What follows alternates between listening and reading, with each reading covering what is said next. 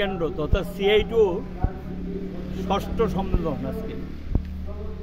CI2 হল একটা লড়াকু সংগঠন, গোটা দেশে শ্রমজীবী, পিছিয়ে পড়া, অনগ্রসর গরিব মানুষের প্রতিনিধিত্ব করে। আমাদের দেশ হলো একটা কর্মহীন দেশ এবং দেশটাকে ভিখারি দেশে পরিণত করেছে নরেন্দ্র মোদী সরকার। এবং তাদের নেওয়া নীতি, উদারীকরণ এবং বিশ্বায়নের কুফল আজকে ভারতবর্ষ থেকে লগ্নি তুলে নিয়ে যাচ্ছে, যেটা দেশে মানুষ জানে না। একটা দেশের চরম বিপর্যয় তখন হয় যদি সেই দেশ থেকে লগ্নি আসা দূরের কথা, এখান থেকে লগ্নি তুলে নিয়ে যায়। লগ্নি তুলে নেওয়া মানে কি, এখান থেকে যখন লগ্নি তুলে নিয়ে যাবে তাদের শিল্পে মন্দা দেখা দেবে, কৃষিতে বিপর্যয় দেখা দেবে। কৃষি এবং শিল্পের বিকাশ মানে দেশের বিকাশ, এই দুটুকু বাদ দিয়ে দেশের বিকাশ হয় না। আর কর্মসংস্থানের সবচেয়ে বড় ক্ষেত্র হলো শিল্প এবং কৃষি। এই দুইটা ক্ষেত্র যখন চরম ব্যর্থ হয়েছে, তাহলে স্বাভাবিক করে দেশে একটা বিপজ্জনক অবস্থা মানুষের জন্য অপেক্ষা করছে।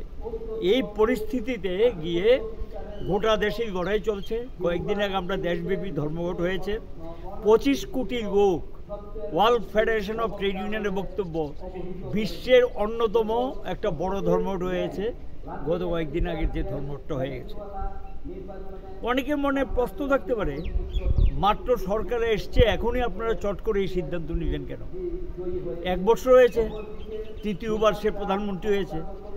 আমরা ওনাকে যা সতর্ক করে দিচ্ছি এই ধর্মটার মধ্য দিয়ে, আপনি যেভাবে চালাচ্ছেন দেশ, যেভাবে চলছেন, এর থেকে আপনার ফিরে আসা উচিত, নীতির পরিবর্তন করা উচিত। যদি না পাল্টান তাহলে চরম লড়াই, ব্যাপক লড়াইয়ের মধ্য দিয়েই। কারণ একটা কথা মনে রাখতে হবে, বেশি অহংকার ভালো না।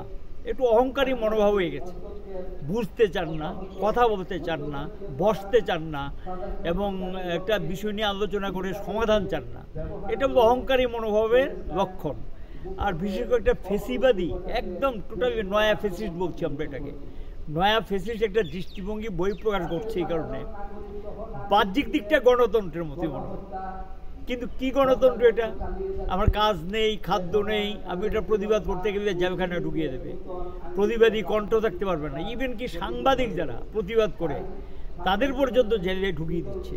তো এটা কি গণতান্ত্রিক দেশ বলা হয়? বাহ্যিক দিক থেকে গণতন্ত্র, কিন্তু আসলে গণতন্ত্র নেই। এটাকে বলে নয়া ফেসিবাদী কায়দা। এই কারণে আমরা এটাকে নিউ ফেসিস্ট গভর্নমেন্ট বলছি।